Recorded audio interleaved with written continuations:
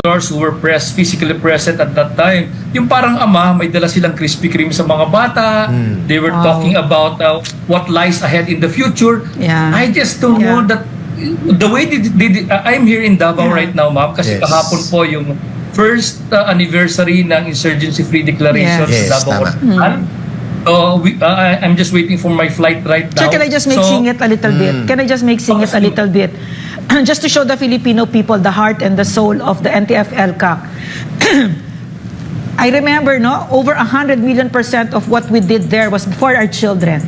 Diba? So, yan talaga ang pinaka-core natin kasi yan ang target nito mga teroristang ito. Okay, sir. Go ahead. Okay, sir. Sige, sir. Yes, ma'am. Ganun po yung nangyari, no? So, they were so happy and the way our directors, our staff describe it to me, okay na po yung mga bata, no? So, and then suddenly, I just don't know, and this is just my suspicion, ma'am, Eric, no? Probably, right at that moment nung umupo sila doon, they might have felt or seen somebody, or they might, alam niyo po yun, there is a signal. There must be a very strong signal that switched what they were feeling at that moment. So that is just my suspicion, no? Because it Parang feels switch. that, yes, ma'am, yung pong yung sudden change ng kanilang attitude, Demeanor. ay nakakabahala po, no? And if I may relate that to the way ahead. Kaya po sana we are appealing to our partners with the CHR to look into this matter. Correct. Baka po yung ibang mga grupo, they were just threatened to do what they had done yesterday. Yun po na maging maingat lang po tayo in opening our doors to some groups that might further exploit this to two kids. We still call them kids, 21, 22 years. My youngest is even much older than any of these two. So we consider them po as para mga anak. That's the way we're seeing them because lalong-lalo na po yung tatay ni Jet. Yun nga, they've been coordinating with us even before all of these things happen. Magandang update yan, Sir Torres. Yes, sir. Kaya po naging malapit na po sa puso natin. That's why it's really, really impossible na may ginawa po ang Armed Forces of the Philippines, as they have, of course, repeatedly told the public. No? Sige, sir. So, yun po yung nakikita natin ngayon. Sana mag-ingat pa tayong lalo in handling these two kids. Yes. Although wala na po sila sa Armed Forces, yung pangangalaga sa kanila, nasa CHR na sila. Let us be very, very careful in handling and taking care of these two kids. Sir, brief rejoinder lang. I talked to Ka-Angel before we got on board today. Si Ka-Angel po, sir, ay ganun din, nag-surrender siya at siya nag-cooperate sapagkat papatayin din siya ng CPP, NPA, NDF at siya ngayon ay sundalo na natin. At dinescribe niya na exactly the same. Nang siya ay mag-execute ng affidavit of surrender, hinabol siya at pinatawag. Kasi pinauwi na siya At inaantay na lang na siya i-present sa isang iba pang mga surrenderers.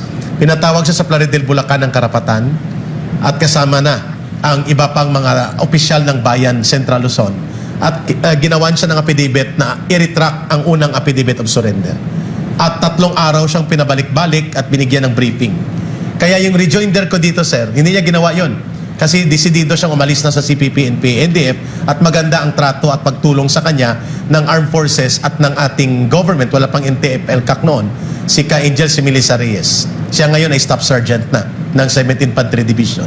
Sir, ang nangyari dito sa dalawa, mukhang yung sagot ko kay Ma'am Lorraine, hindi ito on their own spur of a moment na napag-isipan nila.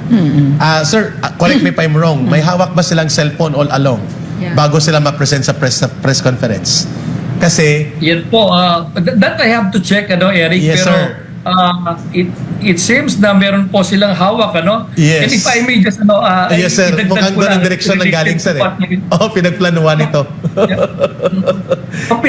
Yung gap po during that time that we were inviting to see the kids pagka-surrender nila. Yes. Nagbigay po ng nagko-commit yung magulang ni Jed Tamano, right away pumunta po, Yung parents naman ni Junila Castillo, and this is what I was worried about that time.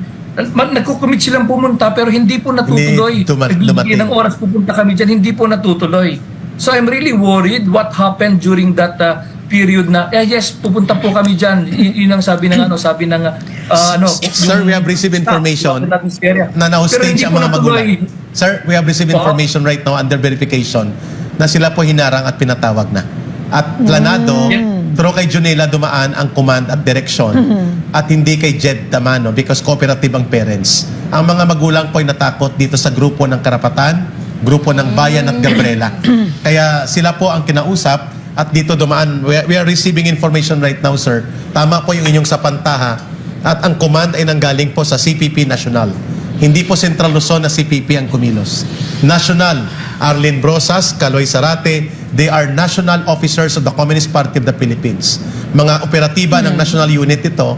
At sir, ang time-lapse, tingnan mo sir, sir, ang mga kababayan, may team, Labang Kasamang Bayan.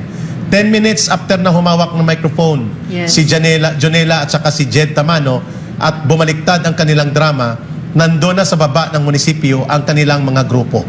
10 minutes sir hindi namin kayang gawin yan in my entire life, 21 years. In 4 months sa CPP, NPA, NDF, we cannot do a 10-minute quick reaction rally. Sa kanila, 10 minutes nandun na. So prepared ito, sir. Number 2, 12 minutes time-lapse. Si Teddy Casino, si Arlene Brosas, si Sunny Africa ng Ibon Foundation nila, at pati ang Kudaw at Alter Media, nagyaw-yaw na sa media. 12 minutes, inaatake Pati si na nila. Atom Amraulio. At pati sila Atom Araulio at grupo ng bayan. Sir, the time-lapse makes sense doon sa sinabi mo na hindi dumating ang parents. Sapagkat the direction, the gimmick, and the orchestration of attack all along ay pinagplanuhan ng national unit at mga national operatives ng Communist Party of the Philippines. Thank you, General Torres. Yeah, yung nga po, kaya kinakailangan na alagaan din po natin, tingnan po din natin yung security ng mga magulang ng dalawa, and we just do hope that we would be further enlightened as we look closer into this case. But just the same, Eric, Ma'am Lorraine Franco and Ina, no? Since lumabas po yung ganyan na mga mga accusations against us as a professional organization, we will still look closer and look deeper into this particular allegations because we are fully committed that we would not let such accusations to be happening within our security sector. Yes, sir. Miss Ina.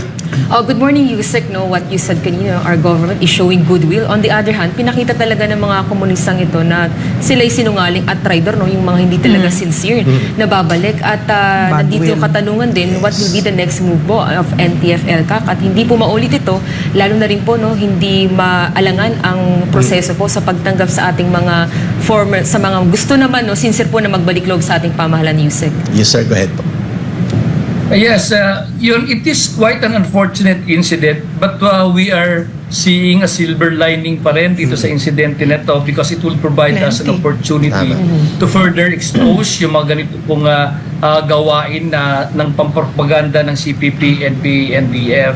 So, nung pong tayo ay nung i-receive natin yung dalawang bata, nasabi na natin sa kanila yung mga programa to include yung mga rehabilitation, reintegration program po natin. This should have been, kaya po hawak sa ng security sector natin, they would have been processed in accordance to the ECLIP program natin and other programs of the government. Ano?